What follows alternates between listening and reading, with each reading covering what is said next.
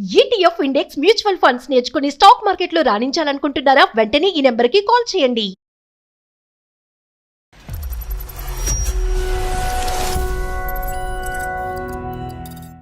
Husband ఏంటంటే చాలా sadist గా బిహేవ్ చేస్తారండి. సైకోగా సాడిజం బాగా చూపిస్తారండి. ఆయనతో వేగలేకపోతున్నాను సార్. ఆయన ఇంటికి వస్తుంటేనే చాలా భయం భయం భయం వేస్తుంది సార్. అంత సైకోగా బిహేవ్ చేస్తున్నారు సార్.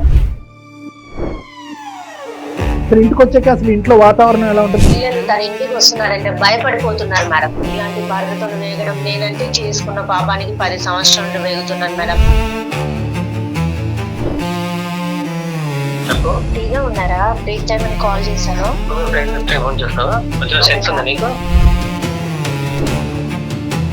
నేను సుమన్ టీవీ వాళ్ళని కన్సల్ట్ అయ్యాను. మాట్లాడండి ఒకసారి. నాకేమో మాట్లాడండి.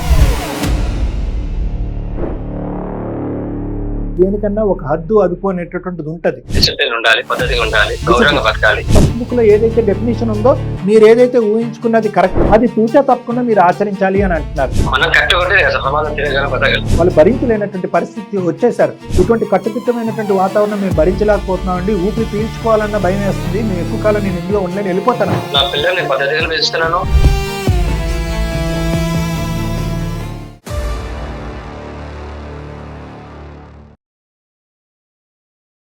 Anu's skin and hair clinic సమర్పించు అందమైన జీవితం కార్యక్రమానికి స్వాగతం. నమస్తే కళ్యాణ్ గారు. మాధురి అనే ఒక ఆవిడ మనకి మెయిల్ చేశారండి. భార్యాభర్తల మధ్య ఇష్యూ, సాధారణంగా మీ దగ్గరికి ఎక్కువ మంది ఉంటారేమో బహుశా ఇలాంటి ఇష్యూస్ తో. ఒకసారి ఆవిడతోనే మాట్లాడేద్దామండి. మనకి ఫోన్ నెంబర్ కూడా పెట్టారు. నమస్తే అమ్మా, మాధురి గారండి మాట్లాడేది. నేను జయానండి, సుమన్ టీవీ అందమైన జీవితం ప్రోగ్రామ్ నుంచి కాల్ చేస్తున్నాను. మీ సమస్య నేను డాక్టర్ కళ్యాణ్ చక్రవర్తి గారు కూడా నాతో పాటు ఉన్నారండి. సార్ ఇక్కడే ఉన్నారు. ఒకసారి మీ సమస్య ఏంటో చెప్తారా? మాధురి గారు చెప్పండి అమ్మా, ప్రాబ్లం ఏంటి? సార్ నా వయసు 33 సంవత్సరాలు సార్. నాకు మ్యారేజ్ అయింది, 2 పిల్లలు. హస్బెండ్ నేమ్ వచ్చేసి సురేష్. తను ఏంటంటే చాలా సాడిస్ట్ గా బిహేవ్ చేస్తారండి. సాడిస్ట్ గా, సైకోగా సాడిజం బాగా చూపిస్తారండి. ఇంకేమైనా పదాలు ఉన్నాయా? ఓపెనింగ్ లోనే చాలా బిరుదులు ఇచ్చేసారు మీ భర్త గారికి.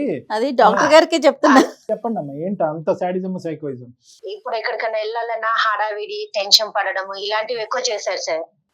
ఆయనతో వేగలేకపోతున్నాను సార్. ఫ్రెండ్స్ తో మాట్లాడొద్దంటారు, పిల్లల్ని కూడా టీవీ చూడొద్దంటారు, ఫోన్ చూడొద్దంటారు, బయటికి వెళ్ళి ఆడుకోనివ్వరు, ఏమి చేయనివ్వరు సార్. ఇంట్లోనే ఉండాలి.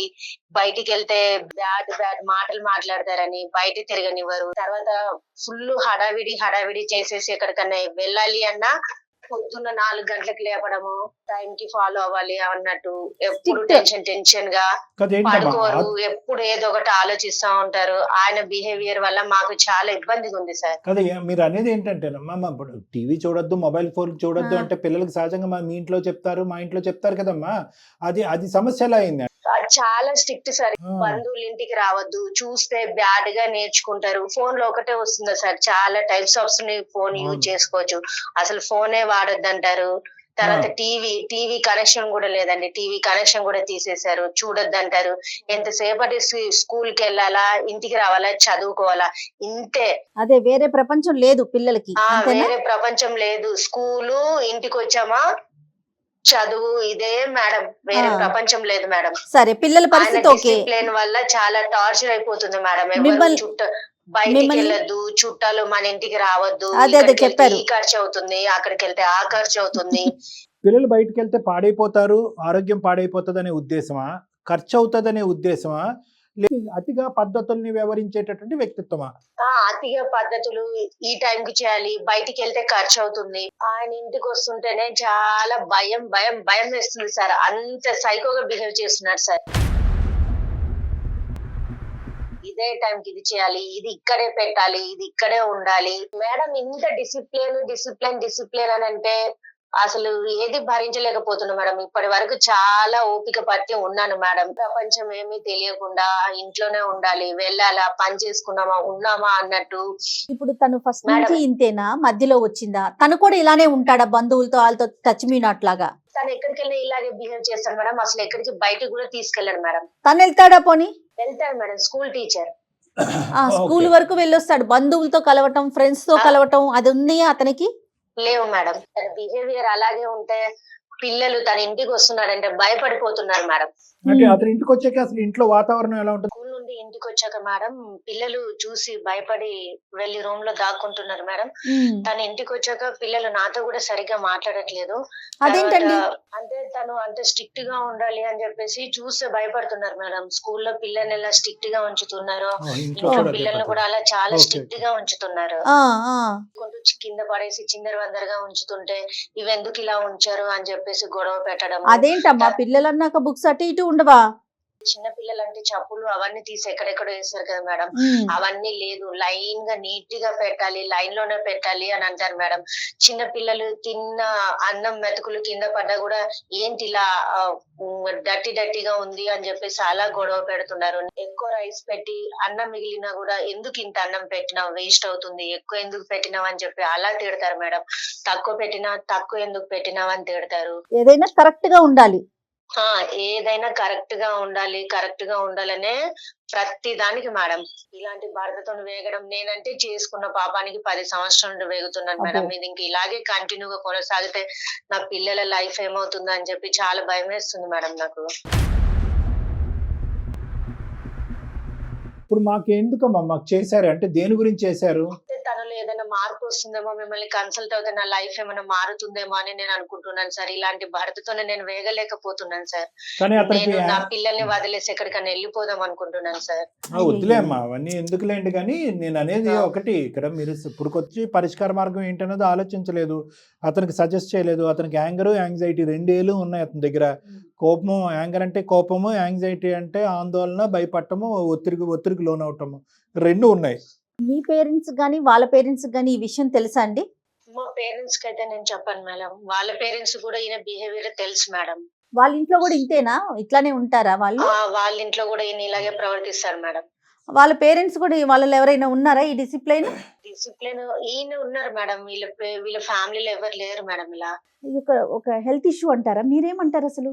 కదా మేడం, ఇప్పుడు యూజువల్గా ఇక్కడ రెండు కారణాలు ఉంటాయి మేడం. ఒకటి వ్యక్తిత్వము, లేదంటే ఇంకోటి దార్భ. అంటే అతని వ్యక్తిత్వం చిన్నప్పటి నుంచి ఇంతేనా అంటే కనుక తల్లిదండ్రులు అలా పెంచలేదు, వాళ్ళ ఇంట్లో అలా లేదని ఆవిడ అంటున్నారు. అవునవును. Okay, number 1. నెంబర్ 2 ఏంటంటే కనుక అతను మాస్టర్ అంటున్నారు.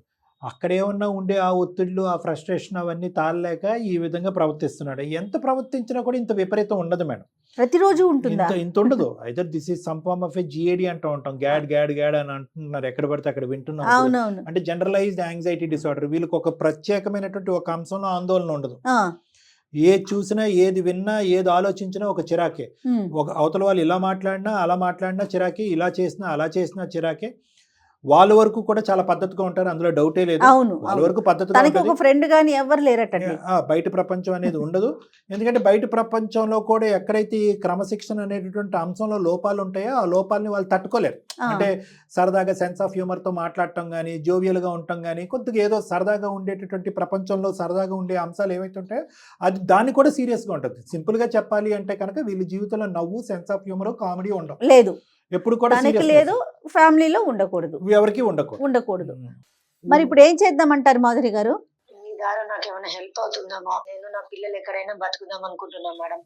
కాదులేమ్మా, ఆగండి. ఇక్కడ మీరు అంత చివరి దాకా ఆలోచించేసే మాకండి. 2 పిల్లలు ఉన్నారు, వాళ్ళ భవిష్యత్తుని కూడా దృష్టిలో పెట్టి సంవత్సరాల నుండి భరిస్తున్నాను. మీరు ఈ ఒడ్డుని నిలబడ్డారు కాబట్టి మీకు అంత విపరీతంగా అనిపిస్తుంది. పిల్లల్ని ఎత్తుకుని ఆ అవతల ఒడ్డుకి వెళ్తే కనుక అక్కడ ఏంటనేది మీకు తెలుస్తుంది. ఎంత క్రమశిక్షణలో పెట్టేటటువంటి భర్త, తండ్రి అయినా కూడా ఈ రోజు పగలనక రాత్రనక కష్టపడి 4 పైసలు ఇంటికి తీసుకొస్తున్నాడు. మీకు ఏ ఉద్యోగం లేదు, మీకు ఏ ఆర్థిక పరమైనటువంటి ఆధారం లేదు, 2 పిల్లల్ని, చంటి బిడ్డల్ని ఎత్తుకుని మీరు రోడ్డు మీదకి వెళ్ళాలి. సో కాబట్టి అనుకున్నంత సులువు కాదు.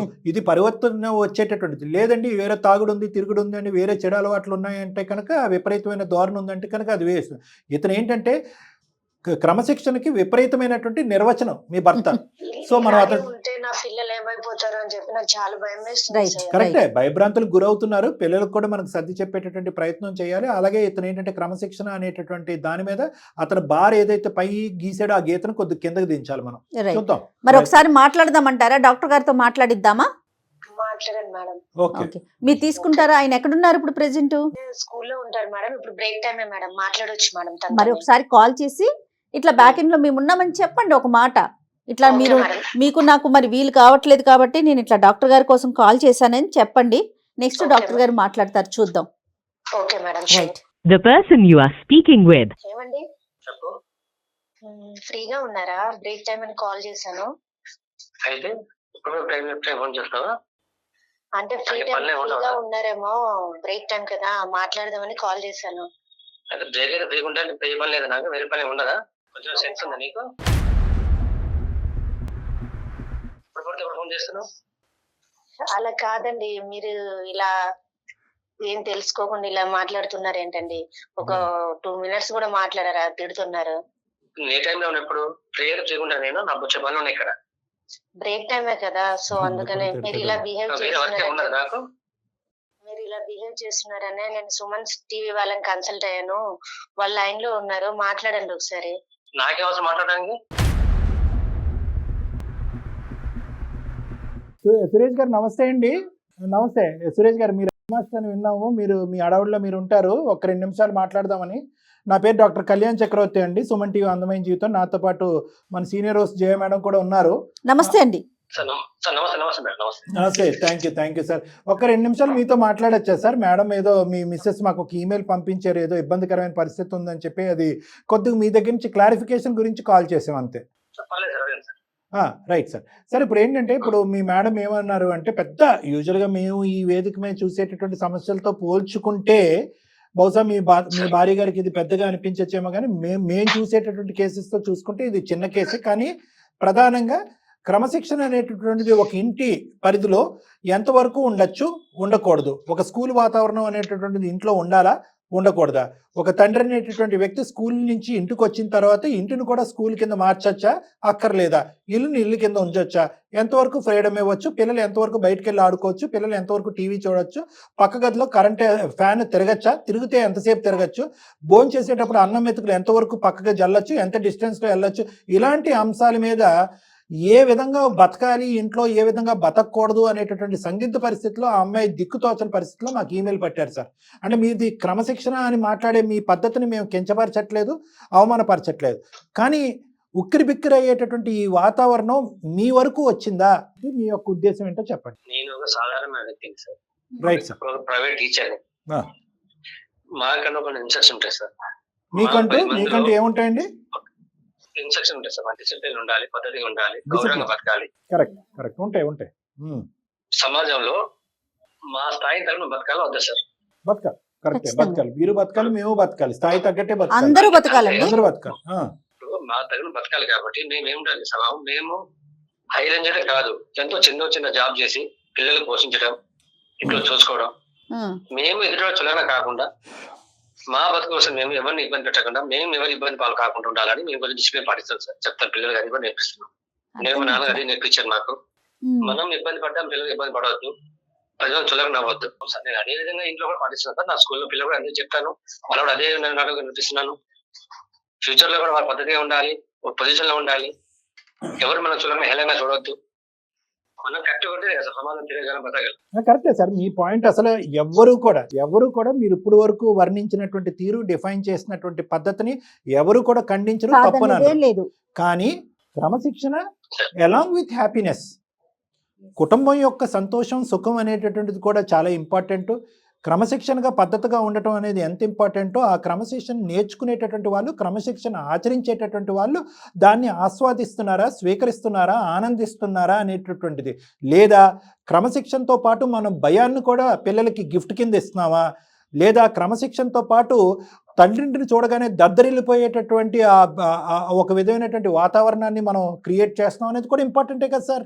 Correct sir. ఒకటి సార్, నేను అనుకునేది ఏంటంటే నా పిల్లలు అట్లా భయపడతాను నేనే అనుకోవట్లేదు సార్. భయపడుతున్నారని అనుకోవట్లేదు. నా పిల్లలు నేను పద్ధతిగా పెంచుతున్నాను, పద్ధతిగా ఉన్నారని, సరైన స్థాయిలో ఉన్నారని అనుకుంటున్నాను. ఎప్పుడన్నా పిల్లల పక్కన కూర్చుని, నాన్న నేను ఒక టీచర్ అక్కడ టీచర్ని, ఇక్కడ ఇంట్లో తండ్రిని, నేను కొన్ని పద్ధతుల విధానాలు చెప్తున్నాను. ఎందుకంటే వయసు వచ్చినటువంటి పిల్లలు, మీతో పాటు 11 సంవత్సరాలు ప్రయాణం చేసినటువంటి మీ భార్యని, వీళ్ళు ముగ్గురిని కూర్చోపెట్టుకుని, నా క్రమశిక్షణ వల్ల మీరు ఏమైనా భయపడుతున్నారా, ఏదైనా ఇష్యూ వస్తే కనుక ఫ్రీగా, ఫెయిర్గా, హ్యాపీగా, పాజిటివ్గా, ఏ ఆందోళన లేకుండా మీరు నా వరకు వచ్చి మాట్లాడుతున్నారా, లేదంటే నాతో మాట్లాడటానికి పరిధులు గీసుకుంటున్నారా? నేను ఇంట్లో ఎంటర్ అవగానే వణికిపోతూ రూముల్లోకి పరిగెడుతున్నారా?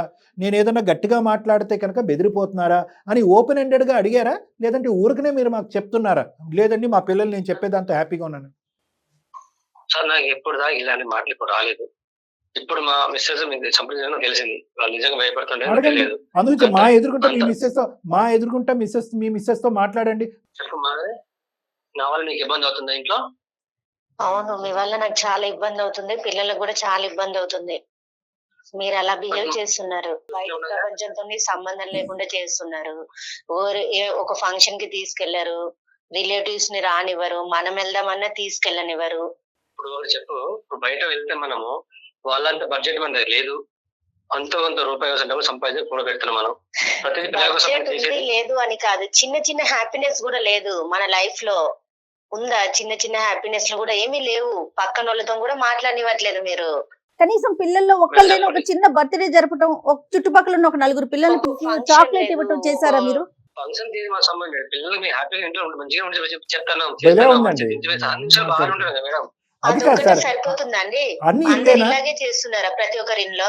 అన్ని ఇల్లేనా? ఇంకేం బయట ప్రపంచం లేదా? రూపాయి ఖర్చు అవ్వకూడదా? సరే కరెక్టే, మధ్యతరగతి కుటుంబం, ప్రతి రూపాయి సేవ్ చేసుకోవాలి. ఒక సందడి, ఒక సంతోషం, ఒక జ్ఞాపకం అండి. పిల్లల బర్త్డే అనేది ఒక జ్ఞాపకం, పిల్లలు ఒక చుట్టాల ఇంటికి వెళ్తే ఒక జ్ఞాపకం, పిల్లలు ఒక పార్క్కి వెళ్ళి ఒక పిక్నిక్కి వెళ్తే కనుక ఒక జ్ఞాపకం, ఒక ఆలోచన జ్ఞాపకాలు ఏమవుద్దా? అంతా ఇంకా కట్టుదిట్టమైనటువంటి 4 గోళ్ల మధ్యన నాన్న గీసినటువంటి బొమ్మలోనే ఉండాలి అందరూని. ఫ్యామిలీ పరంగా అందరూ ఆఖరిసారి ఒక మంచి పిక్నిక్ స్పాట్కో, లేదంటే ఒక మాల్కో, లేదంటే ఒక సినిమాకో వెళ్ళి ఎంతకాలం అయింది గురుగారు? ఎన్ని సంవత్సరాలు అయింది? సినిమాలో అంత అవసరం ఏంటి సార్? సోషల్ మీడియా అన్ని యూట్యూబ్ మొబైల్ వస్తుంది, అంత వేస్ట్ సార్. మీరు ఆ మొబైల్ కూడా చూడనివ్వట్లేదు కదండి. మీరు ఆ మొబైల్ చూడనివ్వట్లేదు, ఇంట్లోంచి బయటకు అడుగు పెట్టనివ్వట్లేదు. ఇంట్లో కట్టుదిట్టమైనటువంటి వాతావరణం, బయటకు వెళ్ళి గాలి పీల్చుకోవాలంటే పీల్చుకోవద్దు అంటారు, గాలి పీల్చుకునేది కూడా ఖర్చు అవుతుంది అని అంటారు. ఎలాగా? అంటే ఇది పీనాస్తనమా, పిసినారితనమా, అతి భయమా, ఏంటిది? నేను ఏం చేసా వాళ్ళ మంచి కోసం నేను చేసేది. ఏమండి, ఏం చేసినా మా మంచి కోసమే, కానీ ఇంత కఠినంగా మేము ఉండలేమండి మీలాగా. చిన్న లైఫ్, చిన్న చిన్న మాకు కూడా కొన్ని ఎంజాయ్మెంట్స్ ఉంటాయండి. పిల్లలు కూడా చాలా భయపడిపోతున్నారు.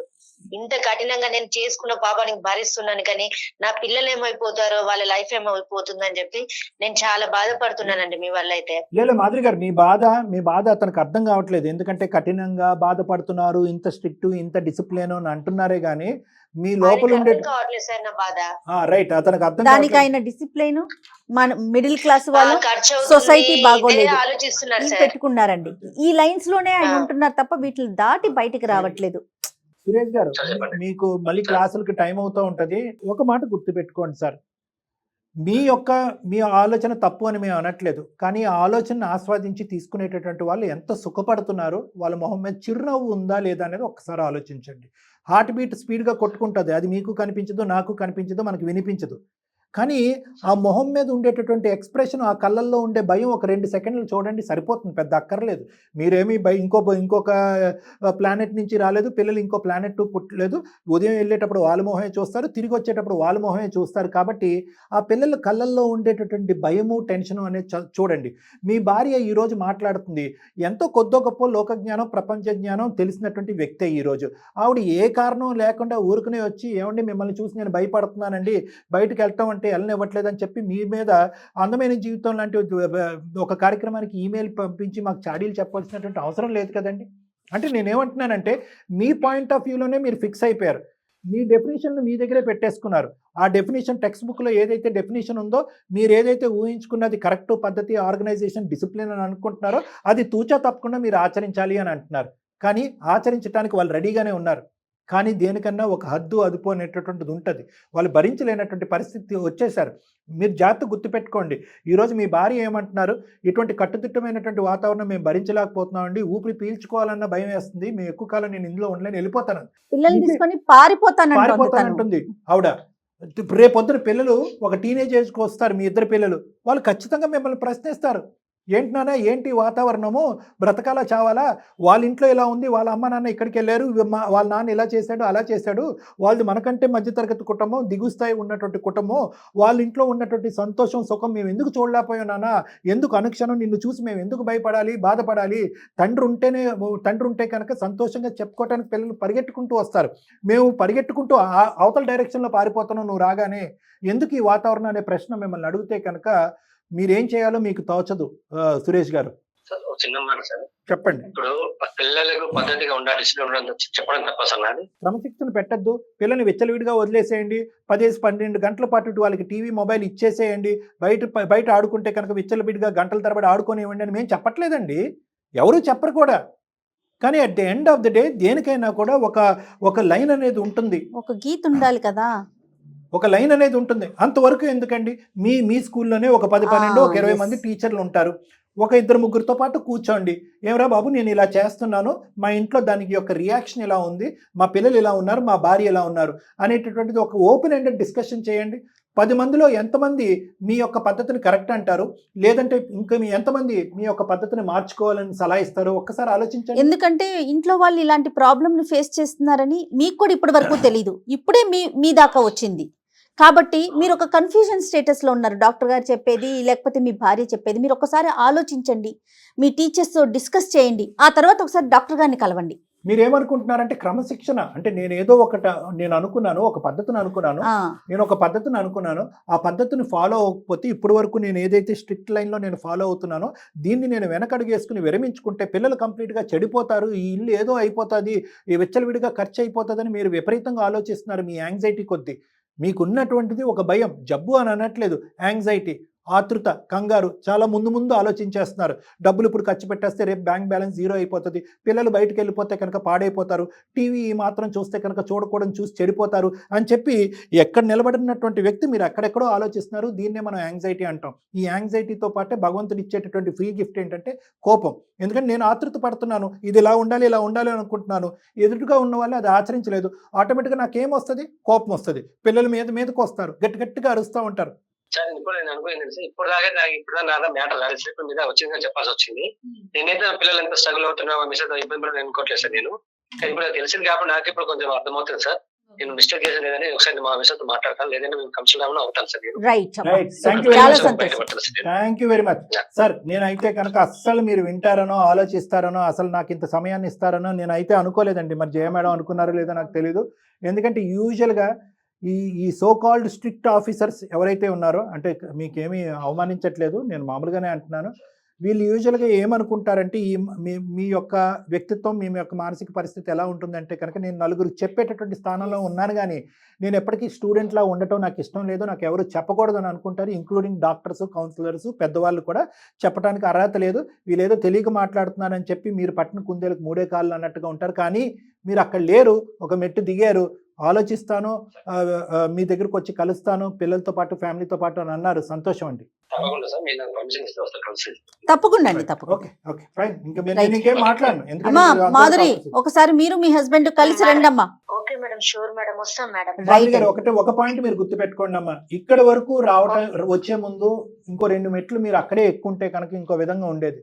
ఏదన్నా ఒక సమయం సందర్భం చూసుకుని మీ భర్త యొక్క కోపానికి భయపడకుండా అతను పక్కన కూర్చోపెట్టుకుని ఒక మంచి మూడ్లో ఉన్నప్పుడు, ప్రతి వ్యక్తి ఒక మంచి మూడ్ అనేటటువంటి దాంట్లో ఉంటారు, ఒక మంచి టైంలో ఉంటారు, ఒక నవ్వుతూ ఉండేటటువంటి పరిస్థితిలో ఉంటారు. ఆ టైంలో ఏమండి మీరు ఇలా ఉన్నప్పుడు ఎప్పుడు ఇలా ఉంటే బాగుంటుంది కదా, ఆ సమయం సందర్భంలో ఇలా ఎందుకున్నారు, పిల్లలతో ఎందుకు ఇలా ప్రవర్తిస్తున్నారు, ఈ విధంగా ఉండకుండే బాగుంటుంది కదా అనేటటువంటిది మీ బాధని ఈ 11 సంవత్సరాల పాటు ఎక్కడ కూడా అతనికి విడమర్చి చెప్పలేదు, ఎవరి ద్వారా చెప్పించే ప్రయత్నం కూడా మీరు చేయలేదు. సో అదే ఇప్పుడు అందు గురించి ఏంటంటే మేము ఒక 20 నిమిషాలు ఒక అరగంట మాట్లాడేటప్పటికి సురేష్ గారు ఒప్పుకున్నారు, సరే సార్ నాకు అర్థం కావట్లేదు, నా పిల్లల్ని నా కుటుంబాన్ని బాధ పెట్టేటటువంటి ఉద్దేశం నాకు లేదు, మిమ్మల్ని వచ్చి కలుస్తామని అన్నారు. సో అంత తొందరగా అతనికి రియలైజేషన్ వచ్చిందంటే పూర్తిగా వివరంగా అతనికి చెప్పకపోవటం కూడా మీ తప్పేమో అని నాకు అనిపిస్తుంది.